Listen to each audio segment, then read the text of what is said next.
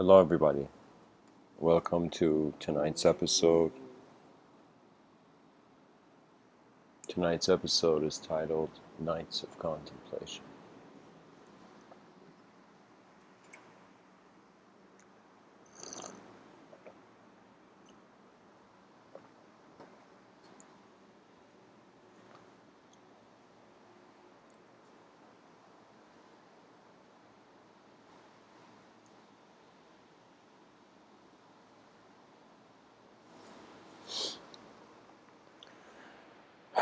I am constantly in this work of mine reminded of a life where thoughts are not the obsession of the intelligent moment, where thoughts do not dictate everything, where thoughts are as temporal as the bodies they dwell in. The human being fundamentally has, I consider, two sort of tasks. One, you gotta be something. The second thing, you gotta do something.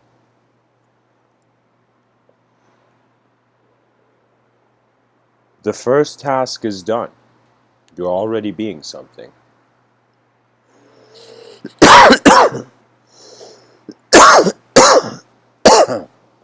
The second task, what to do, is the interesting part because it is the part of this kind of existential movement that we are in that we have control. You see, there's when a person speaks, there's two directions the people listening can go. Either you will be drawn towards the unknown or you will be drawn towards the known. I have personally dwelled too much in the known. This doesn't mean I disrespect knowledge. This doesn't mean I don't care for knowledge. This doesn't mean I don't consider thoughts. It means that my relationship with thought and pretty much my relationship with my world was discovered to be a sort of linguistic pattern behind my eyes. I kind of realized I was keeping the world through language. I was projecting the meaning of the world through language behind my eyes, and not just through language, through the dynamism of imagery. Because when a person speaks, what is occurring? The words evoke images. The images have a certain speed, and in some sense, the mind plays its movie.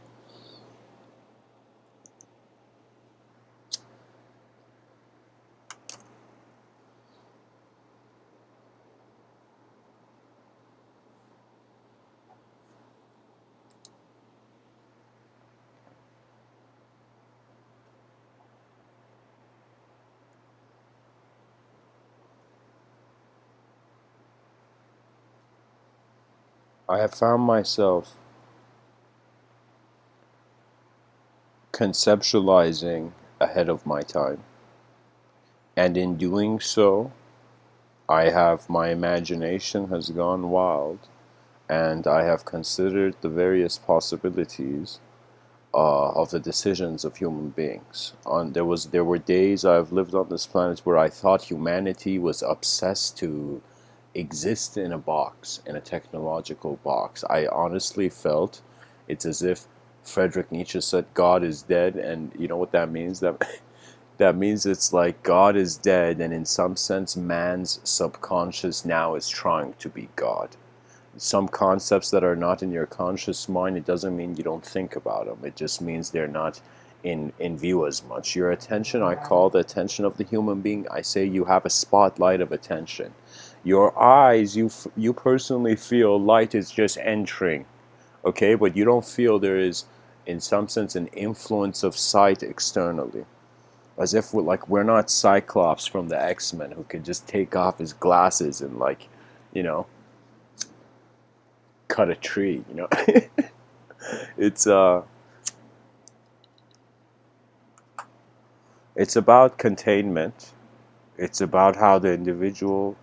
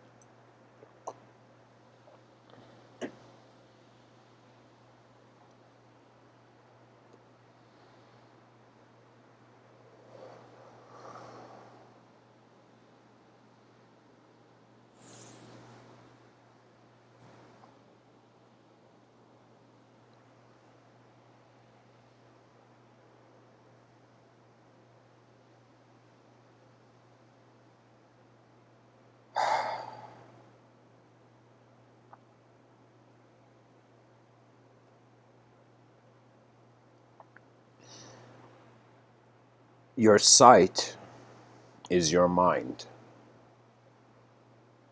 Your senses are your mind. There are, in some sense, two modes that a creature can exist. They can be a body that is housing a mind around a brain, or in some sense, there is, I've spoken more about this one, where it is you're being a mind than a body. You're being a field of intelligence moving the particles. So you have the knowing of the field of intelligence, and then the particles just move in their unknown way. It's all about what you keep in the spotlight of your conscious attention. If you keep the known in your conscious attention, your subconscious is going to become unknown. When you keep the unknown in your conscious attention, your subconscious will be known. So your intuition, in some sense, is a reactivation all the data that is in the moment. You see, it's very important we study existence. We have one lifetime to do this, okay? And people are not being, they are in some sense being disencouraged from wondering about the nature of their eyes. Trust me, it's like they said, if they make you ask the wrong question, they don't have to worry about your answers. This is an old saying. Pretty much, it's like one of Sun Tzu wrote about this in The Art of War. The first thing about war is deception. And so the child opens its eyes thinking that it is in a playground, it is in the happiest place, it is in the best place, not realizing all the wars that are occurring beyond its sight. The child does not know, like, countries are at war. It is in its crib, kind of like looking at the ceiling, not knowing that ceiling may come down. It is so crucial that we understand the value of our intelligence. Because we don't acknowledge each other as minds, it is very easy to be inefficient as embodied creatures. The body is fragile. The body contains an atmosphere of contemplation. This atmosphere of contemplation has gone so deeply that we have considered the atom to be a sphere. You know, there's this book I've written, it's called Godlike Spheres. And I was like, what is this? What is this that we in life we find a lot of random shapes, but suddenly when it comes to the orbits of planets, when it comes to gravitation, when it comes to our eyes, these orbs of biology that the world enters in our mind, it's as if, like, when it comes to the design of existence, I am like, God, why are you so keen about spheres? And I realized, because a sphere has no edge.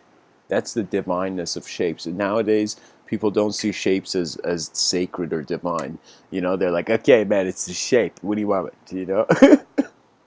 Like, you know, at most, like, people care about geometry if, for example, like, the teacher forces them to or something. But I will tell you, you don't understand how valuable geometry is. Geometry is a hidden language. It is a hidden language, and it is the common denominator between your imagination and your reality. And that common denominator, more generally, is design. So you're going to see that this life, prior to anything having to be set in a certain way, is just filled with various designs.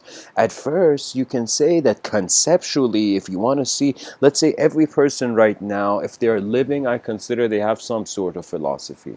There's some sort of narrative they're containing their deeper dimensions in.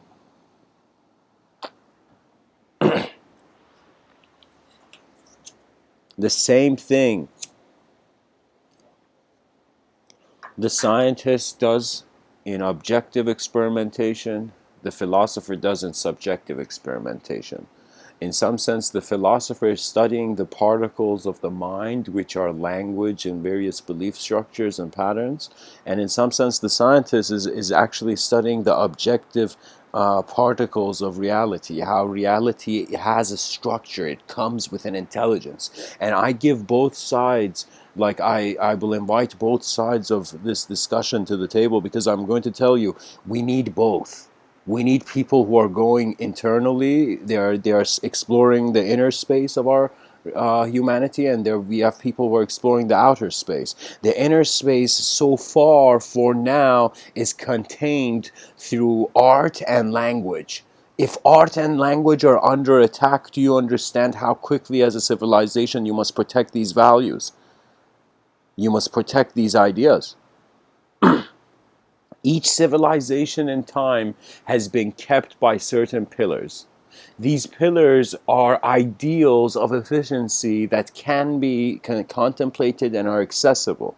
Imagine right now you're in a situation and you're in a negotiation, business negotiation with somebody else. You eventually handle the business negotiation and it's successful and you go on. But suddenly you realize midway in that business negotiation, you could have said something, done something that would have sped up the process and eventually come to the same result quicker. But you only knew that after you attained the result. So one can say you are not a completed being until the beginning ends, until the light of the candle flame, in some sense, sleeps in this dimension to awaken another.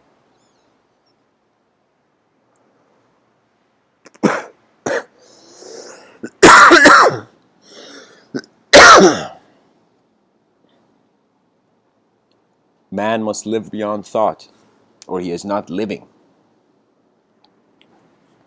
He's just trapped. He's trapped in. It's as if behind your eyes you have reduced the world more than it is. Some have even called this world a reality machine. That was a very unique term I saw online. Some person was calling the world a reality machine. And it took me a while to kind of like, to have my attention dabble with the concept, but eventually I realized it's not just that it's a machine. It's that each sense of realness has a life cycle. Okay? It's as if there's this ancient story. In this ancient story, it's kind of insightful in regards to how man's mind works. So it suddenly, in some culture, this is after the major religions of the world, and suddenly one person in that time, this is like I don't know, give it like a while ago, more than like I don't know, like 1,900 years ago or something. I want you to consider this. The story goes that some guy suddenly, some religious authority suddenly says, let's make a bit of money. And people are like, what do you mean? And he's like, let's sell property in heaven to people. And so his friend's like, what do you mean sell property to heaven? Only God knows where people go. It's like, no, we can sell property. And so what happens is the scam starts where people are selling property on heaven, and the property in heaven is a lot. It's really expensive. Eventually some wise man sees this situation, notices this scam. He goes there and asks the guy, he's like, what are you guys doing here? And he's like, we're selling heaven. It's big property, man. It's important. If you want a good place in heaven, you buy it early, quick, and you buy the best one. Okay? So like the guy's like going business mode and selling heaven and marketing heaven. And so many people have fallen for the scam, and so many people, even the wealthiest businessmen, are like, oh my God, I could buy a property in heaven. I have so much money. Let me just buy a property in heaven, And so so many people are falling for the scam. Eventually this guy says, okay, this has to stop. This is ridiculous. And he goes and he asks the guy, and he's like, okay, you're selling heaven. Are you also selling hell? And the guy's like, yeah, but nobody wants to go to hell, so the property value is zero. It's like hell is free. Nobody wants to go to hell. Okay? And so this guy's like, I'll take it. I'll take it. I'll buy hell. So this wise man comes in and buys hell. Okay? And everybody's like, look at this fool buying property in hell. What a dumbass, Like people are looking at him like in this foolish way, as if he's the fool, okay? And so what happens is that he goes, and once the deal is final and he's sold hell, the guy comes and says, ladies and gentlemen, for the first time we have somebody who has bought property in hell. This man wants to go to hell to see his property, I guess. And everybody laughs. And suddenly the man just smiles and he says, guys, I want to share something with you. I have bought all of hell.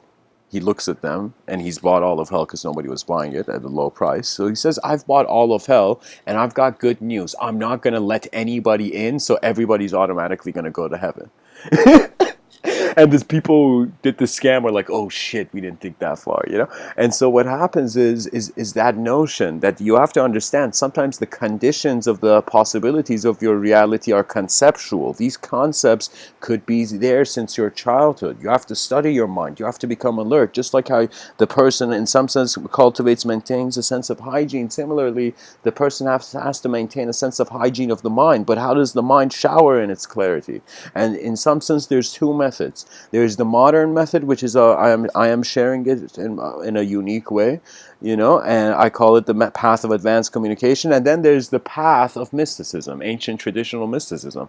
One aspect is trying to take you to the silence and stillness, so that you liberate yourself by remembering before you were chained, before you were in falsehood. So trust me, a lot of mysticism has to do with remembrance.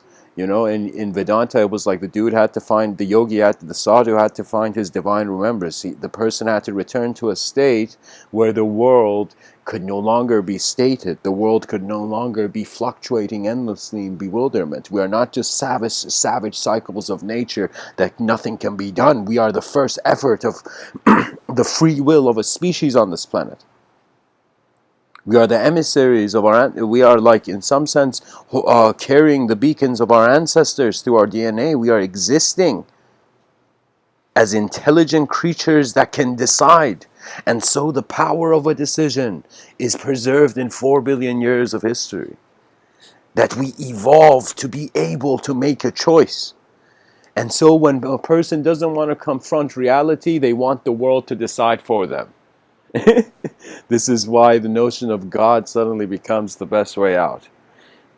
In some sense, the person's like, if God created it, then I don't have to be responsible for it. It's all in God's will. So if I just follow what God says, I don't have to care for anything else. I'll automatically go to heaven. This is, dear ladies and gentlemen, this notion that only you behaving in a certain way is going to certainly take you into an image. You got to contemplate the values. You're being too convinced by stories. You're being too assumed as a creature of language, and therefore you can be manipulated. The moment you can, this is why a true warrior, I consider, never values. A person, like, you can be a being that never experiences failure. You know, and some people are gonna, like, what do you mean? Like, you never experience failure, but either way, you will never experience success. Why? Because in some sense, you have recognized the value of advancement. Okay, the human being is not, your value as a human being is not just in what you are now or what you think you are now. It is in the potential of advancement. It is how scientifically potential energy can become kinetic. So let's say the person's existence is a sort of conscious potential energy. This conscious potential energy, pretty much the visions that are dormant inside, that are planted within the person, they emerge out. Eventually, wisdom will recognize that it has to listen to the moment. So you will suddenly see, like, there's a lot of people right now. I am telling you, we are in the era of idea worship. So what that means is everybody is trying to dress up in certain ideas. Everybody is trying to find the one idea that can rule them all. Scientists are even contemplating if there can be a formula that explains the whole universe. So this is where language is becoming superior to the experience of reality. And language is a tool, it's a technology. You can say it's even like a knife. You know, it can be used to cut fruit, or it could be used to hurt something. So one has to understand that it is how the attention engages with the forms of the world to even do something with that information. Even look at the word information. You are in formation. So as you are a certain form, you are a certain data in the how you have held the story of the world.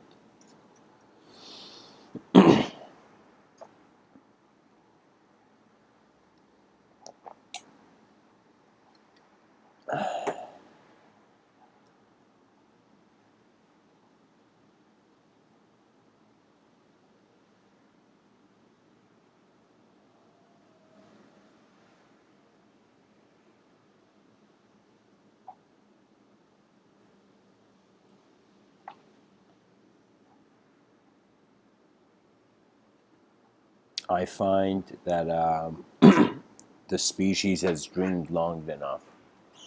We have, in some sense, hoped long enough. we have tried to follow rules of ethical, when I say rules, I mean like metaphysical rules for long enough. The world is where existence happens, or is a happening.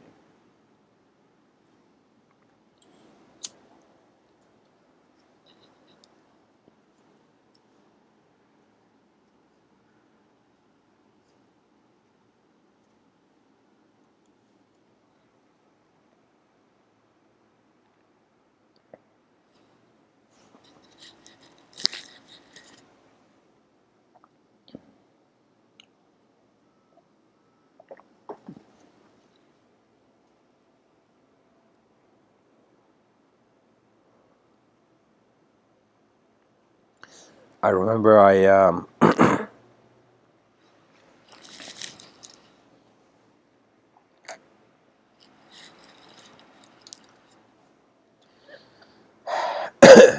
was in in Iran, and I was visiting for the summer of 2016.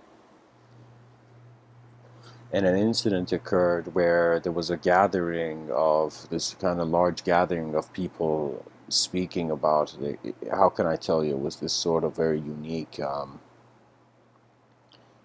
In Iran, there's something unique that happens because there's an incredible restriction on freedom of speech and freedom of thought. So many people, they still seek that freedom. So it occurs through a sort of underground movement, as if the person who wants to drink a glass of water in front of the authority may not, but still drinks the glass of water. So, anyways, I was there, and there was this kind of gathering, and in this gathering, actually, the talk I gave in that gathering is episode 438. It's in a different language. I'm speaking Farsi, but anyways, I didn't expect to speak. I was there attending. Different people are coming up. It was pretty much like this gathering of like 50-year-old men, kind of like contemplating and sharing their views on the nature of existence, the nature of the world. And in Farsi, we said jalase irfani, jalase irfan, which kind of means like a divine gathering.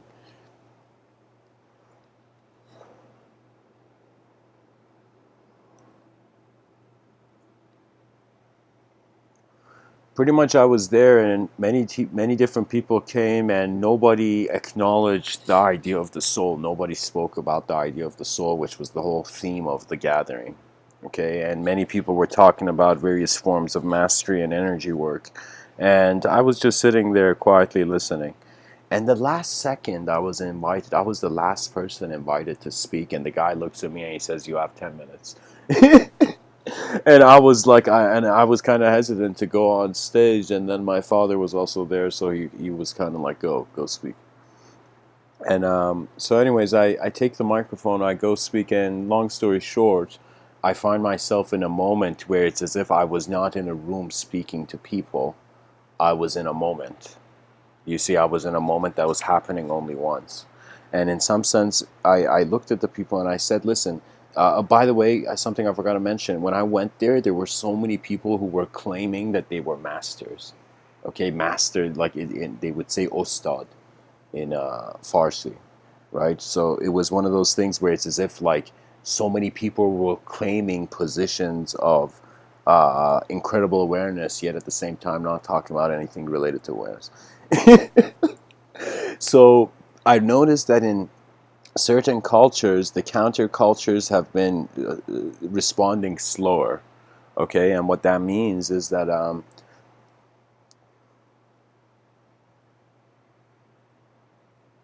any person who thinks they are a master or a teacher have not understood that the true teacher and master is the world. Okay, everything comes from the world.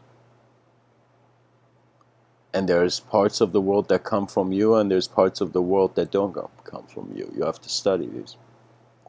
Anyways, guys, I was there, and so there was this kind of atmosphere of people kind of respecting other people as masters, and some sort of thing like that.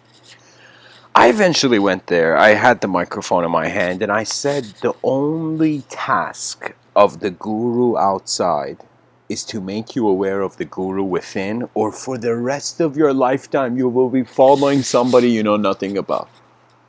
You know, you have to remember that you are an expression of the intelligence of this universal sector who said you're a little thing. The world is bigger than our eyes, yet our eyes have dared to see it. Any being existing, you don't understand the courage that takes. The courage to step into the unknown. And as you watch the engines of chaos and order, in some sense, restructure the world, it becomes one of those things where, as if the person wanted to be a filmmaker and then realized life was a film he was already acting in.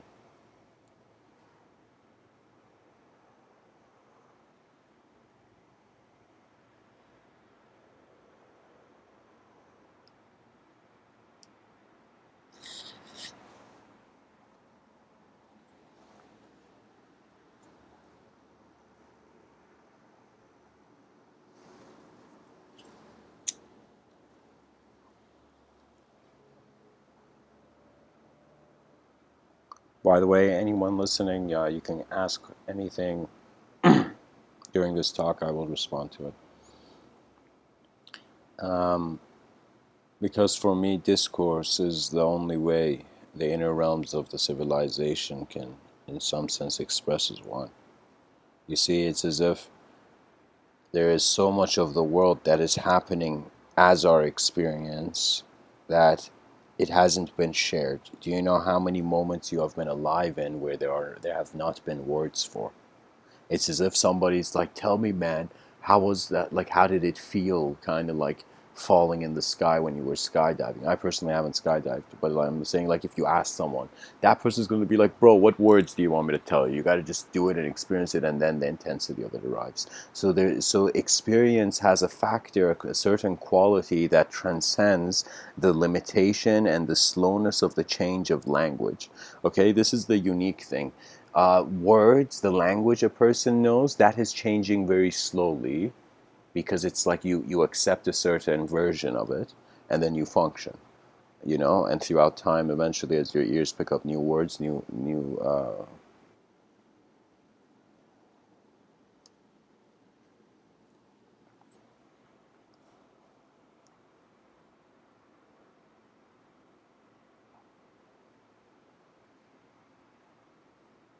can attain a contemplative awareness. You must cultivate this. You must suddenly take yourself seriously. And what that means is, this is Mr. Within's recommendation: take external reality playfully. So whenever chaos comes, be playful with it. Don't take it too seriously. Whenever order comes, take it seriously. And what that means is that internally, you have to be serious with your inner life, but you have to be playful in your outer life. If you're not playful with your outer life, then the inner life, in some sense, has to be playful, and then there comes a sort of lack of organization. You see, it's as if you can say it like this: or and in the future, like thousands of years in the future, let's say, if humanity's eyes can gaze that far, our great great great grandchildren will look at us and be like, wow, our ancestors weren't using this biological instrument that they existed through properly. And that's what's going to happen, ladies and gentlemen. We are not realizing how much we're missing out on because our obsessions of our own individual luxury is surpassing the world that is here. You see, I find that we have come to exist as the world, as if this part of the universal sector was like, if only there were beings who could make decisions. We're no little thing. We are like, we will be.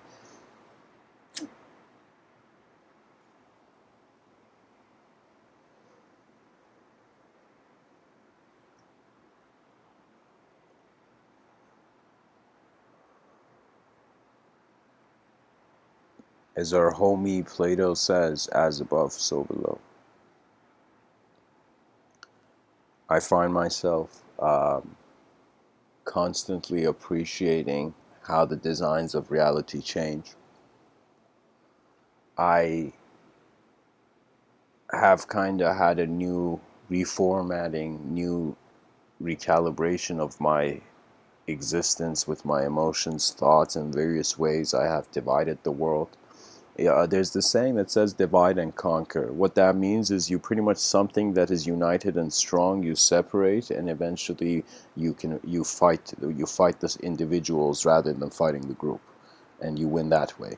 Okay, this is a sort of military tactic, divide and conquer. However, it's as if the person, in order to apply the free will, in order for the ego to conquer the world, reality had to be divided into subsections, classifications, hierarchies, and a spectrum. That means, you don't understand, it took me a while, but I eventually got to it where I was able to doubt infinity. I was able to doubt the conceptual agreement of my mind with the world. And that doubt wasn't a doubt. You see, you only doubt something if you have nothing else following up. If you have something following up, that becomes a revelation. Okay? So the texture of reality is not just a changing substance. It's not like the particles of your body are just changing and you're growing into a different being as the years go. It's that as the body changes, so do the thoughts. And if you notice, you have so many different thoughts throughout the day, so it's as if like your thoughts, your mind changes much quicker than your body. But because your mind isn't a tangible thing, it's more like a quality.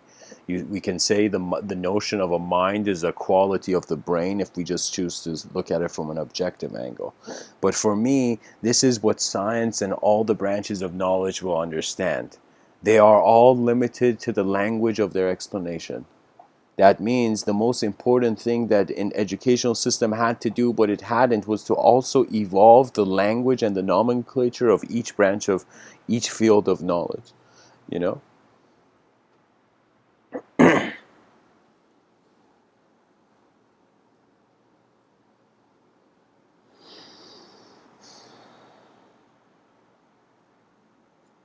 Aldous Huxley, this guy has this quote, this like a professor. He says, there are things known and things unknown, and in between are the doors of perception.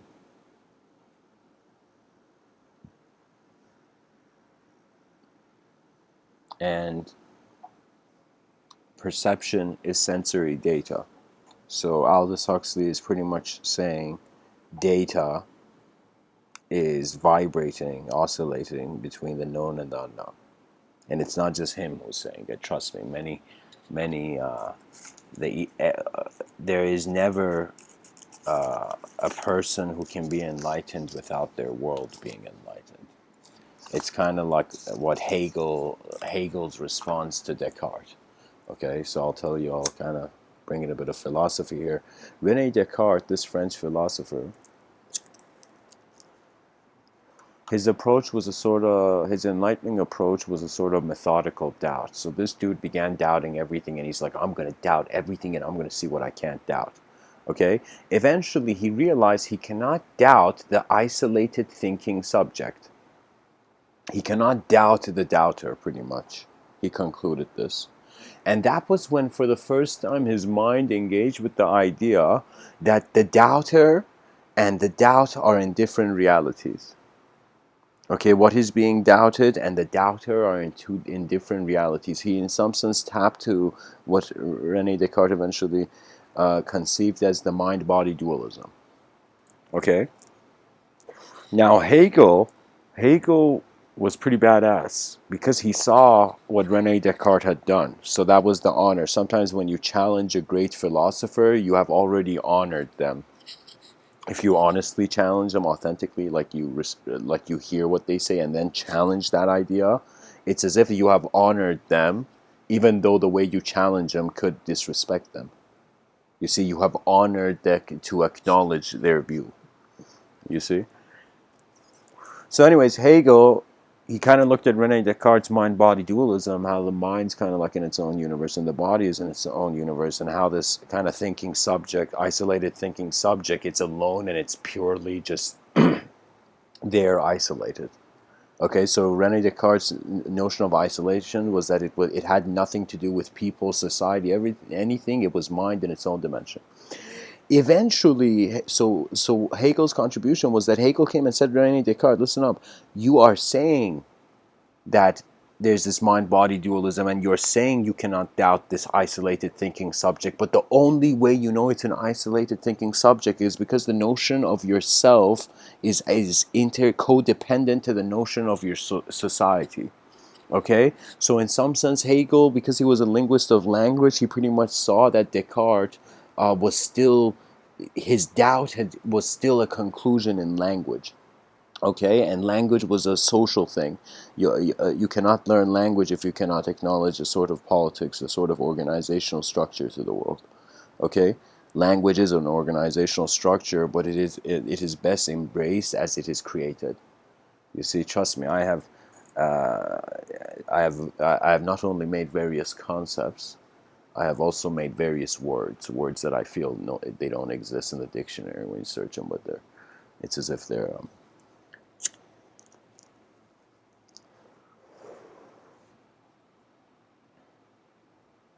it's like the unification of two worlds in one word. Anyways, so Hegel's response to Descartes suggested that his consideration of the separation of the mind and body and this isolated thinking subject, cannot be isolated because the language Rene Descartes' mind is using to contemplate this was kind of shared. It was given to it by society. Okay?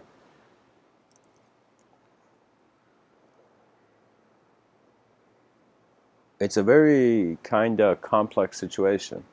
The human being has to constantly wonder, should I live for myself or should I live for my world?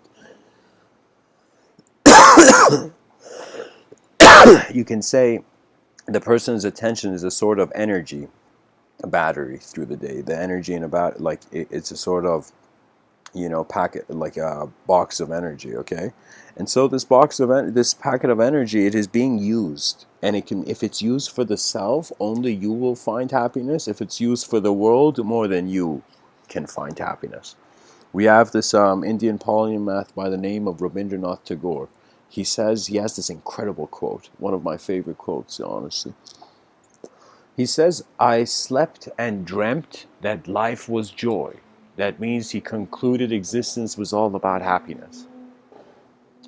He says, I slept and dreamt that life was joy. I awoke and I saw life was service. He said, I thought life was all joy, but then I saw the suffering and I saw the incredible will to serve that is the purpose that brings the meaning to life.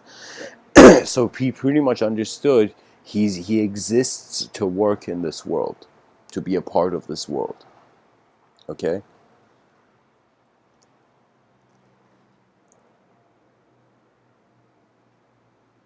So he says, I slept and dreamt that life was joy. I awoke and saw life was service. Life is service. I acted, and behold, service was joy.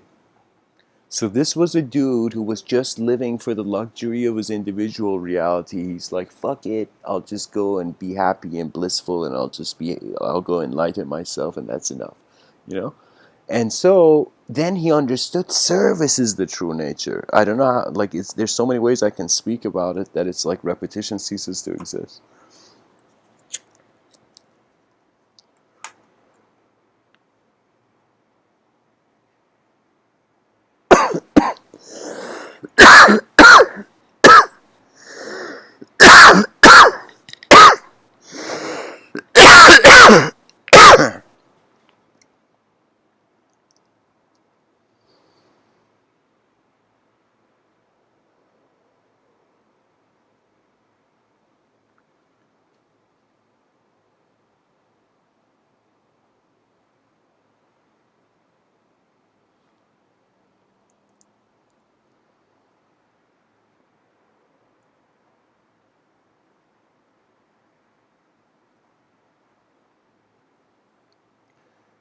I acted, and behold, service was joy. I'd lived my life, and surprisingly, I recognized that its journey was its meaning, was its brilliance. For me, I wake up, and it's like I tell people, have this attitude. You're waking up in the day and opening gifts. You're giving gifts and opening gifts. That's it.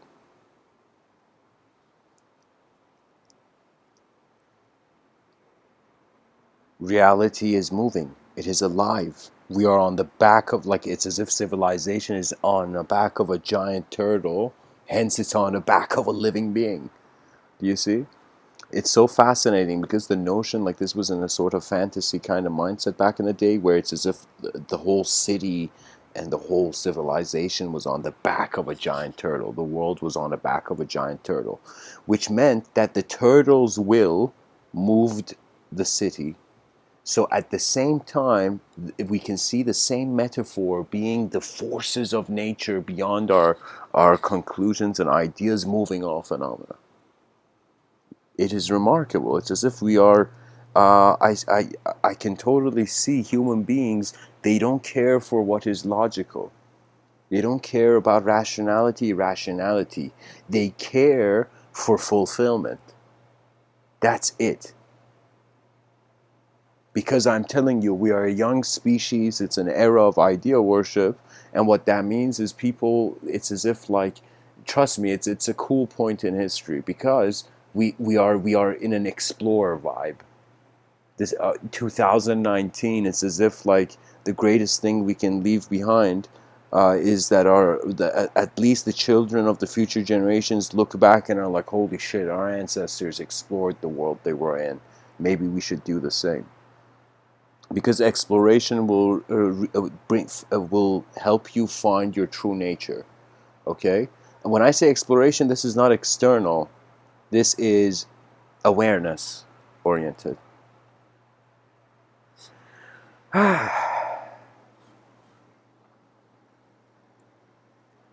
So, guys, I'm gonna go just grab a drink from the fridge and get some water. I'll, like, you guys can write a question or anything.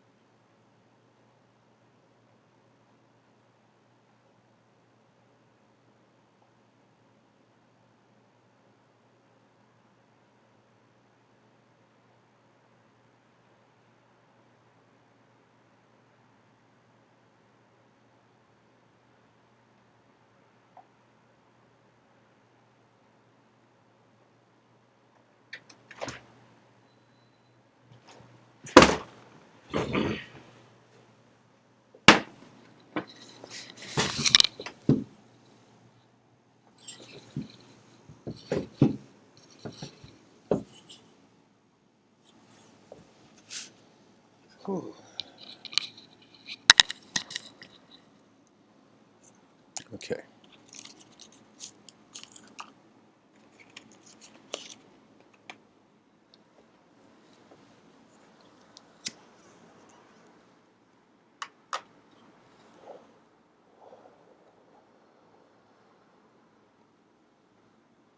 I guess I must also answer the great question, how does one live beyond thought, in a very simple way. Let me see what sort of spear I can throw in an unknown sky.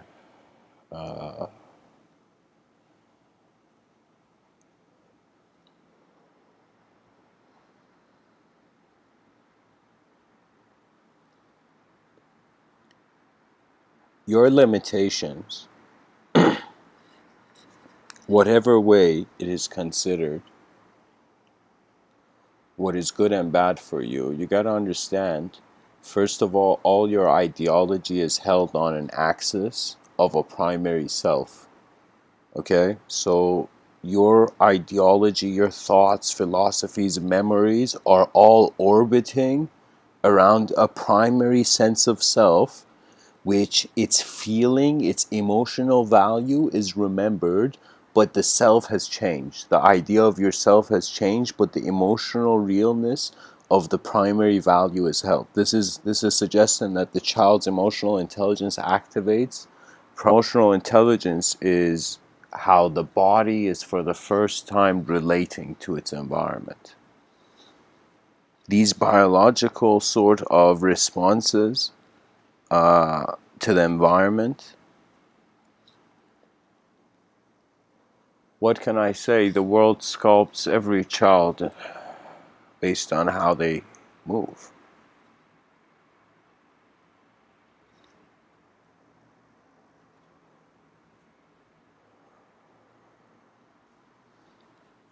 I find that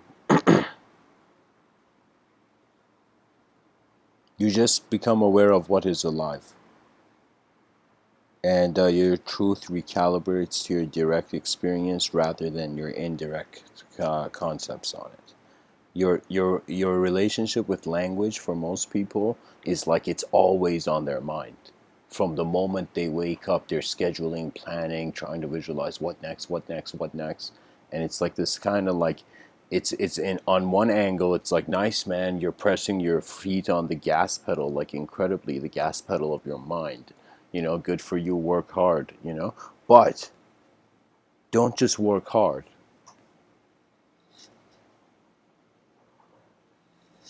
Work also with a consideration of your awareness.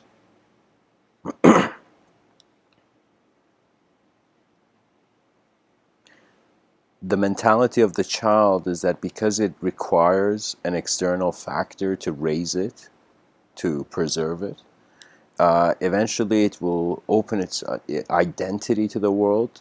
Primarily they say, this is, psychologists say it's around the age 14, I think, 12 or 14, like somewhere there, where the individual identity seems to be becoming more fixated. But it depends, I think, when the child is introduced to society, to be honest.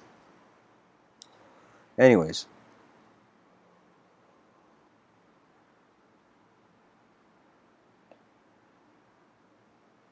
the child is dependent on the world.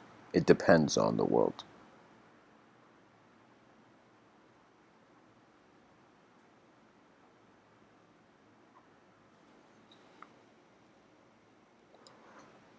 But when the child eventually realizes it can never depend on the world forever, okay, life will change in so many ways, your hand cannot hold on to the same beliefs whether you like it or not.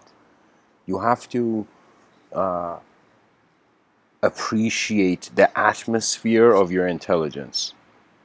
The way your awareness is just being now. There's something miraculous and incredibly fascinating about how sight is being this intelligence.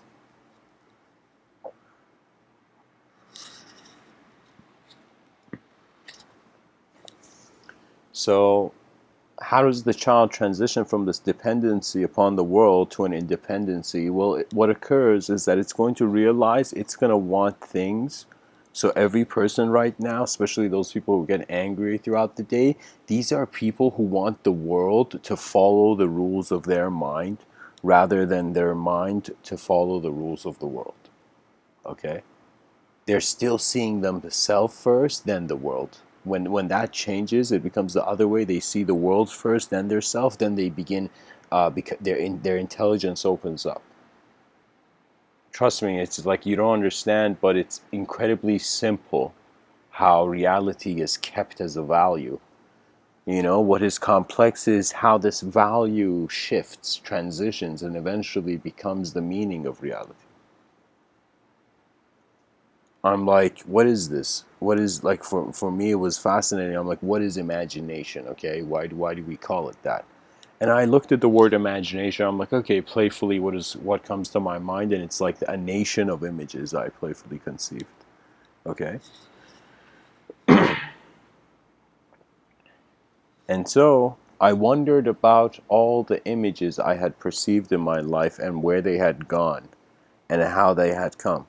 You know, and I noticed there are certain ways my objective being moves that I suddenly, a sort of subjective doer arises in the moment of that activity. It's as if when the person is painting, suddenly he can call himself a painter. You know, like it's like one of those things where the subjective value and the meaning arrives as the activity is done. So people's expectations, they expect something. Okay, so what is this something? It is some design. Okay, so the person's intelligence looks at the world and it gets access to a certain range of data and eventually projects models of it behind their eyes upon the world. So what that means is, like, for example, I look at this object in front of me, suddenly this is not an object, this is a cup. You know, suddenly that liquid in the object is like, it's suddenly water. Do you see? So what I'm saying is that it's like the particle doesn't, excuse my language, but atoms don't give a shit how you name them.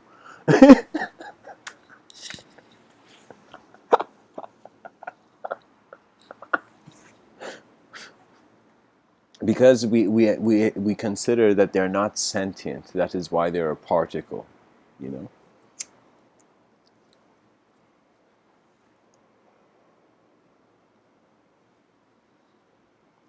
It's very incredible because whenever there is ignorance and illusion and inefficiency in a civilization, just like how the human body, when there's an injury to the body, you know, the white blood cells go to fight, you know, the infection or the intruders, you know. So what that means is that nature heals itself, and this sort of model of reality, it's as if you're going to see.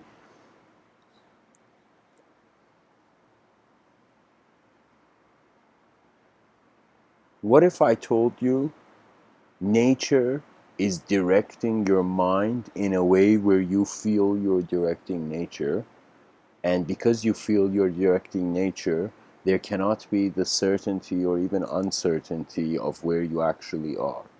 You see, it's as if we sit in the greatest homes, the greatest mansions, palaces. Many kings in history have sat on their thrones, but in some sense, they don't realize the mystery of the existence of the being is a kind of search for the true home of the soul. You know, spirituality was a person who felt that they were being kept as a stranger in the world. Okay, I've had certain kind of intuitive modes of existence on this planet where I felt there was divine rejection and divine unauthorized kind of, like, I remember it was early on. Eventually I've caught on to how to handle it, but it's like I remember there were certain things that I was not meant to. It's as if I came to talk about, and suddenly it's as if there was a barricade. It's as if it was unauthorized to access a certain way my memories led on to other memories.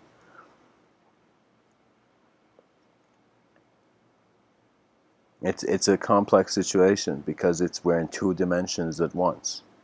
This is why we're like, oh my God, what is consciousness? There's a hard and easy problem now, you know? For me, consciousness has value in a linguistic realm. I find writing to be a great catalyst to the evolution of the vision of this creature that we are. I find the language will get old. Boredom will be its own salvation. It will see what is missing and it will say, why not? And it's not just boredom. I'm telling you, you can't be too passionate also in a changing world. This is why playfulness is kind of like the best approach. It's as if, like, what is it? Like, the playful don't need to enter heaven because they are already in it. You know, like there's a saying like that.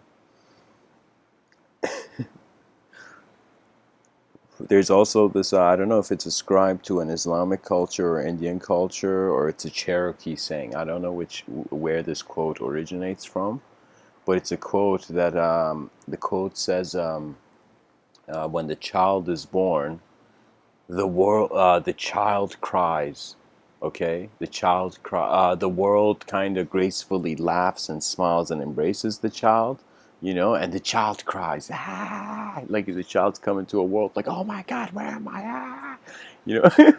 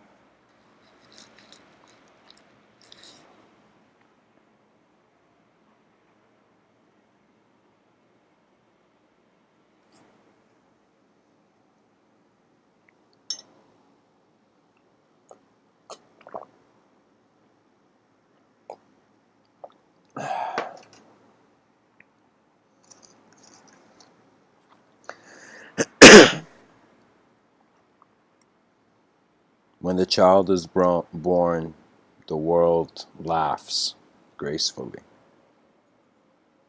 and the child cries. But when the child dies, when the human being reaches the end, when the child dies, the world cries.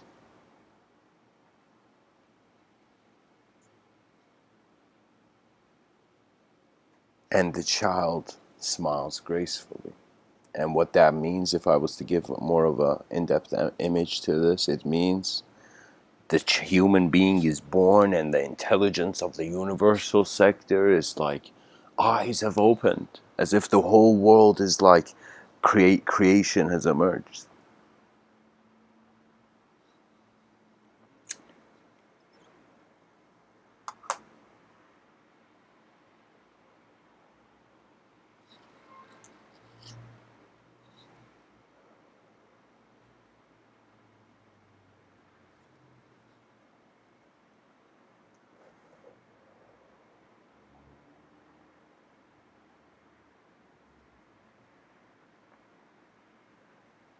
And this child, it cries at first, but learns to live for the world. And as it lives for life, life begins to live for it, and it is eventually the end of its life. It has not only discovered its species, the family, the human family. You know, it has also found allegiance with the forces of nature, with the intelligence of the. If Lao Tzu was here, he'd say, Tao. He'd say the Tao, the attributeless law of the field of intelligence that holds all. You abide by it. You cannot personalize it. You cannot impersonalize it either. You make the world into atoms. It will suddenly, your thoughts will rebel against you, revealing to you the unknown stands here first. You make the world too unknown and only based on imaginative aspects, your cellular planes of abstraction. You make it just based on that. It becomes the opposite. The reality will, in some sense, pull you back into where you have always been.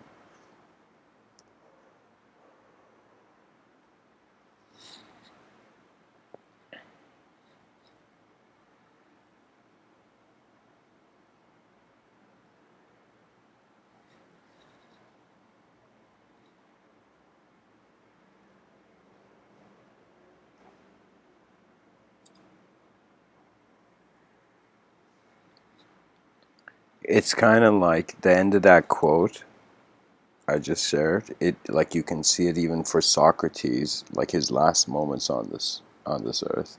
And Socrates, by the old school of not old school, by the old men of Athens, was in some sense kind of charged for spreading like kind of his own metaphysics, and disgracing the current traditional metaphysics of, the gods of the time. So it's as if like Socrates was talking ahead of his time, and so the authorities were like, we can't allow this.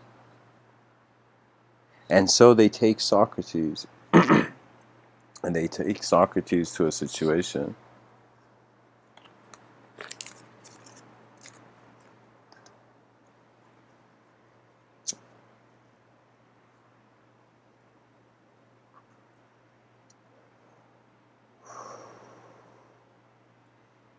where, long story short, his disciples are around him. He's forced to, like, he's wrongly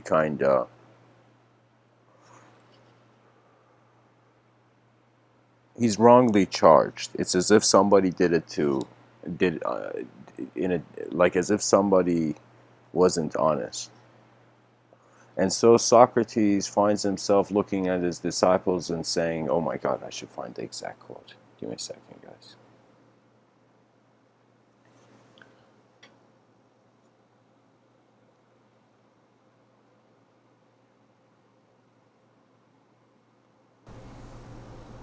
Siri, Google Socrates' last quote before he dies.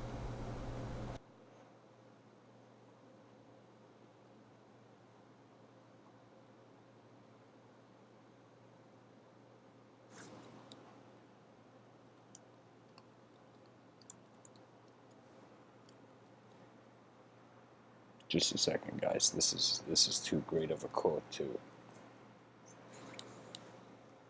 Here, the last words of Socrates at the place where he died. I mean, not his last words. His last words was he pretty much told one of his disciples to pay a debt with his like wisdom. That's something else.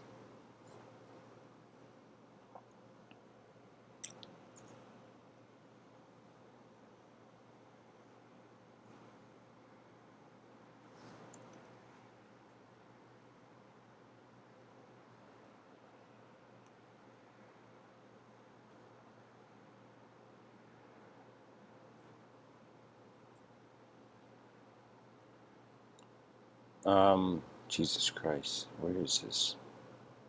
He gives like this profound speech to his disciples. I can't find it, but he says something like if I die and there is nothing, then there was no problem. I would see there were no answers to my questions. But if I die and I reach the point where all my questions are answered, I will see the value of my lifetime transcending the notion of its death.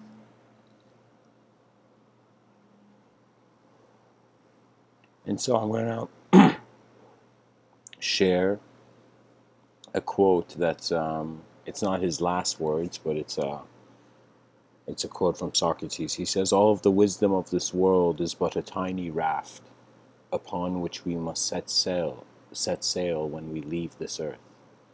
If only there was a firmer foundation upon which to sail, perhaps some divine word."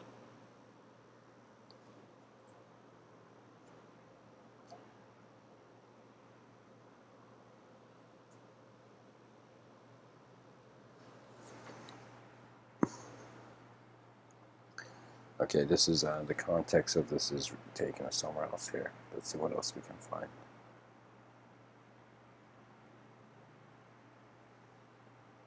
Guys, I'm just gonna go into a quote tunnel of Socrates. Okay, this is something where during these talks I just read a lot of quotes from one person. So Socrates says, when desire, having rejected reason and overpowered judgment, which leads to right, is set in the direction of the pleasure which beauty can inspire, and when again under the influence of its kindred desires it is moved with violent motion towards the beauty of corporeal forms, it acquires a surname from this very violent motion and is called love. So he's pretty much saying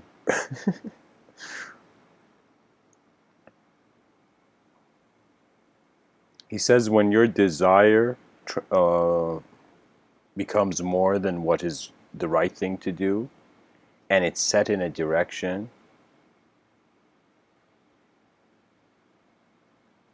where it's set in a direction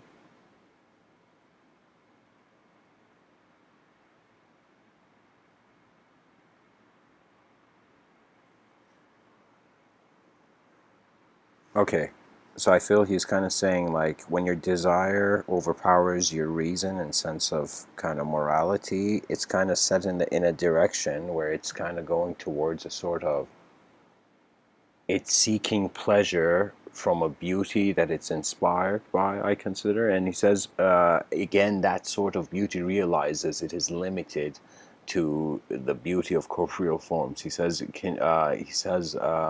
and when again under the influence of its kindred desires, it is moved with violent motion towards the beauty of corporeal forms. It acquires a surname from this very violent motion and is called love. You know, it's very insightful. He's kind of saying like, it's like the creature is alive, it seeks its desire, it will eventually see its desire is taking it towards a sort of temporary beauty, and this temporary beauty, it's as if the person is desiring heaven, you know, and is reaching it, but then it begins to see it's not that heaven it goes away, it's that man's eyes will close one day.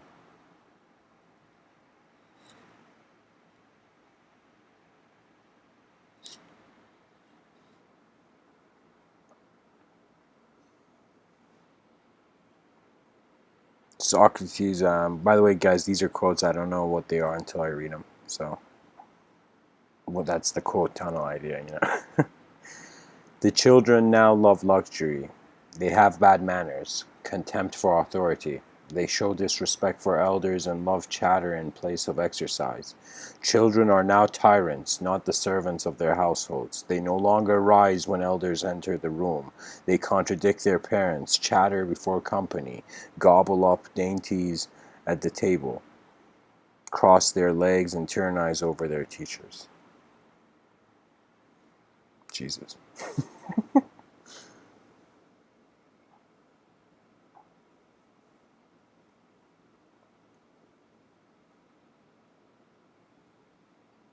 The hurt of departure has arrived, and we go our separate ways, I to die and you to live. Which of these two is better, only God knows. I don't think he acknowledged God in the same way it's written, but anyways.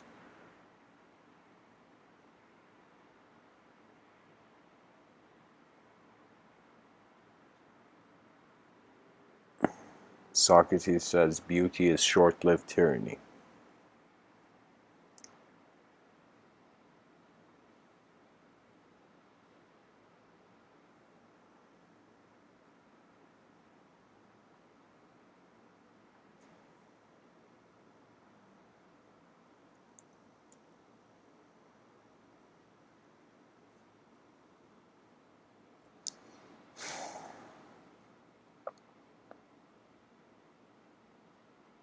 He says it is better to change an opinion than to persist in a wrong one.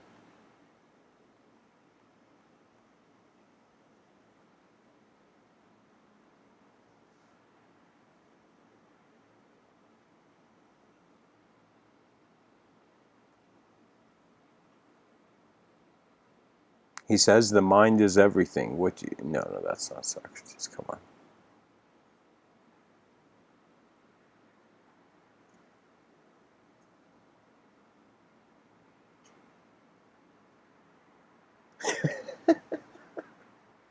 There's a quote, I don't know if it's from Socrates, but it's incredible. He says, by all means marry. If you get a good wife, you'll become happy. If you get a bad one, you'll become a philosopher.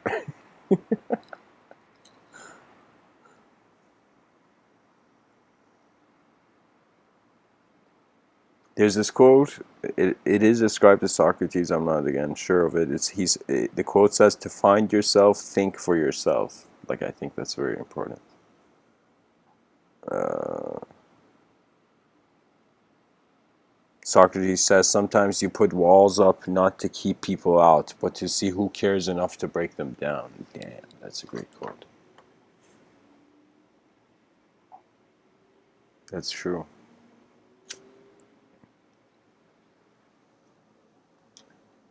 Especially in nightclubs, you know.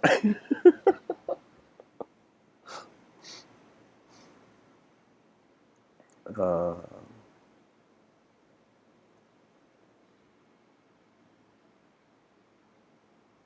Okay, this is great. Socrates says, pay no attention to philosophers, whether good or bad. Instead, give serious thought to the thing itself. If it seems worthless to you, then tell everyone you know to avoid it. But if it seems to you as it seems to me, then take heart, pursue it, practice it, both you and yours. Socrates says the secret of change is to focus all of your energy not on fighting the old, but on building the new. The exploration of novelty.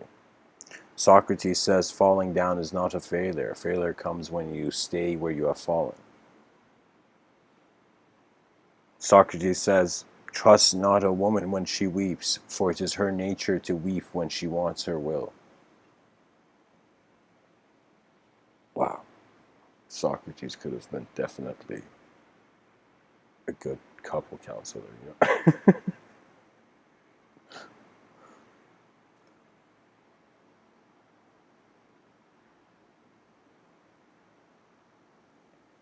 This is incredible. Socrates says to move the world, we must first move ourselves.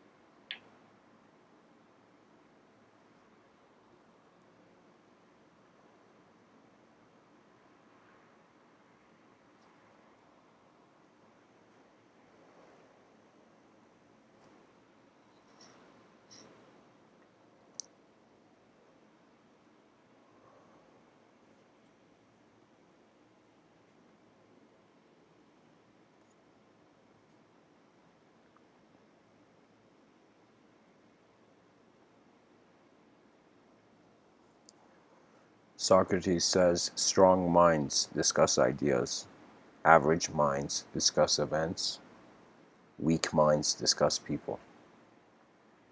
I guess he didn't like talking about himself.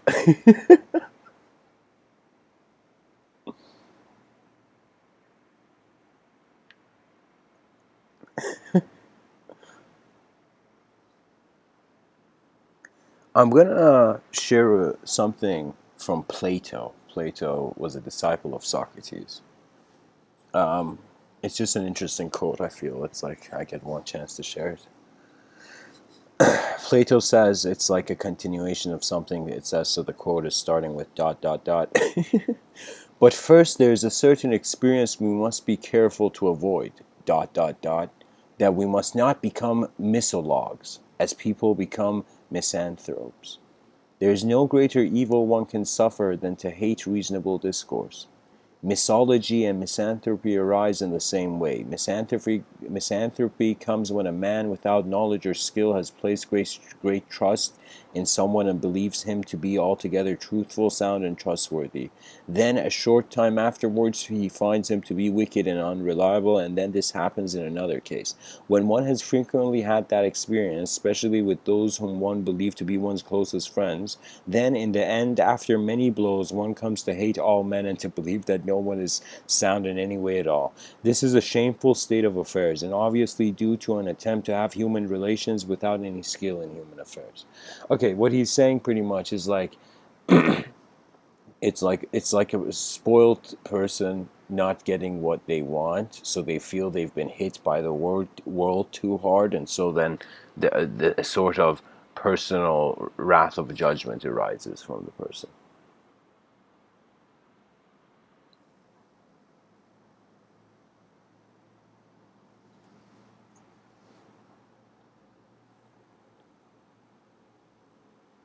Here, and once it does come, we no longer exist.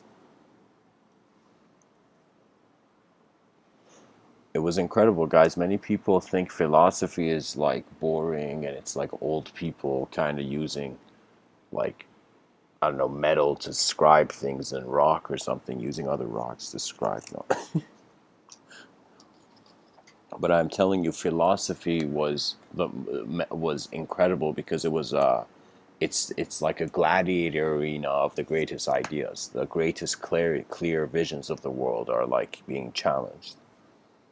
Philosophy is the only place where there's a coliseum where scientific ideas and religious ideas can, in some sense, combat it out.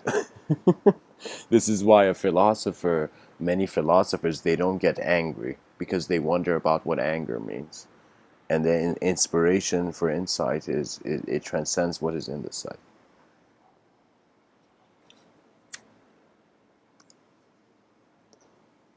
The inspiration of insight transcends what is in sight.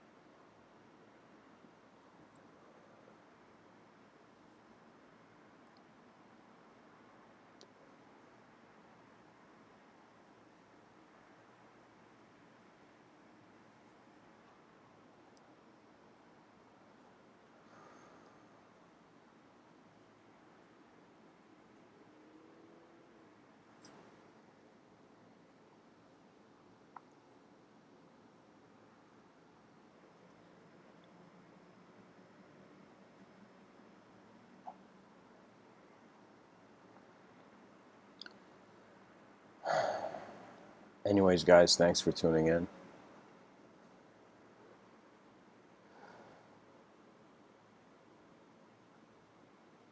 The nights of contemplation remind us of the days of belief and activity.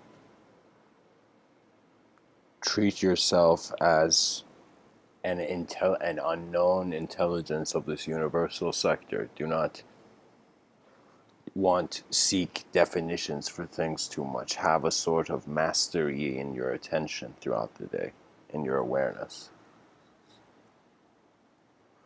And the best tip I can say is, in some sense, any moment there is movement and noise that is complex, seek stillness and silence. Any moment there is too much simple stillness and silence, seek, in some sense, movement and noise. You're a creature that, because of your dynamism, you don't have to be defined by only one way you are. Again, the Yoga Patanjali Sutra said the consciousness of the human being is like a glass orb that is moving across various colored cloths. Whatever color the orb goes on, it takes the nature. We have Marcus Aurelius, in some sense, saying, the soul is dyed with the colors of its thought. And you can say that your thoughts are dyed with the colors of the environment.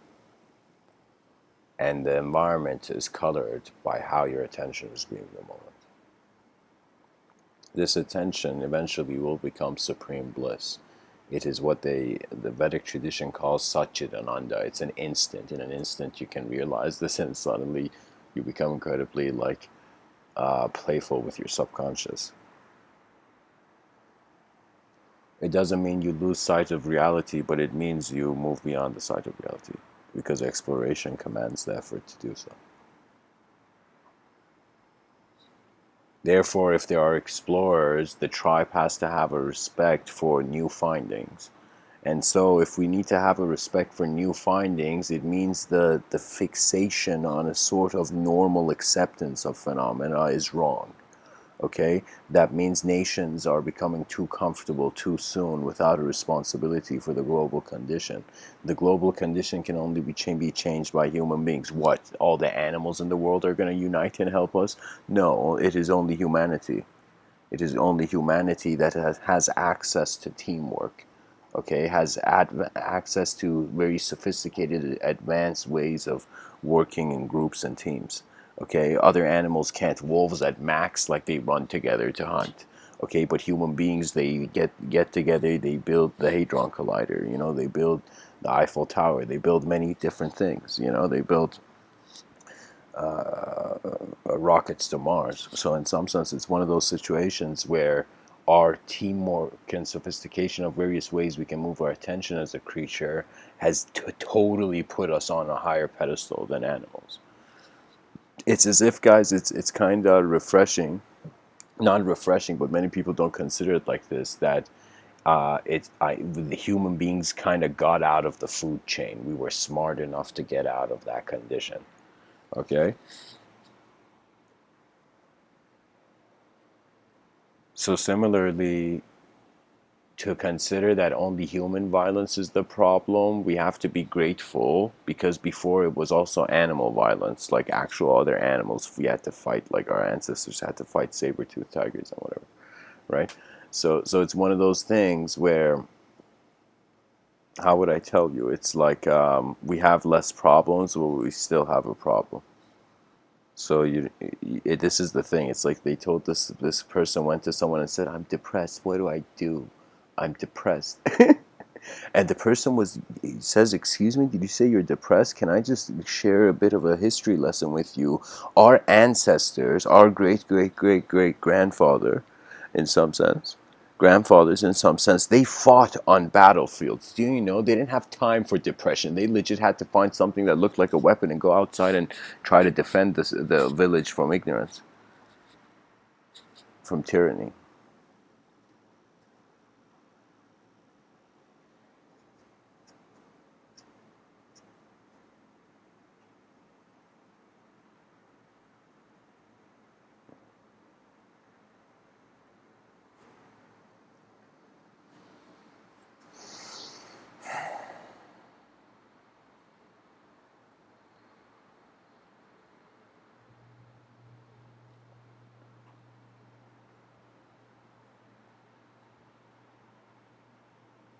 Find the supremacy of your moment in how it is so instantly and elegantly here. Satchidananda means conscious existence is bliss. Once you recognize existence is the consciousness of the bliss, and in some sense, how can I tell you? It's like a triangle. Uh, it's as if, like, once you're conscious of existence, bliss arises. Once there is the existence of bliss, consciousness arises. Once there is the consciousness of bliss, okay, you know, in some sense, that's when, how can I tell you, existence appears. So it's a kind of trial relationship. But for now, I have to introduce it to the world in its 2D way. You know, we are a 2D civilization that is entertained with artificial 3D technology. Like, it's like our thinking is 2D. We have to move even beyond it being 3D. That means the dimensions to the mind are ad infinitum.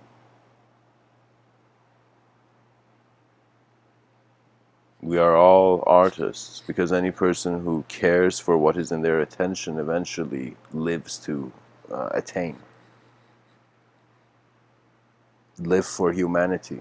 It is the greatest honor of individual existence. Much blessings and namaste.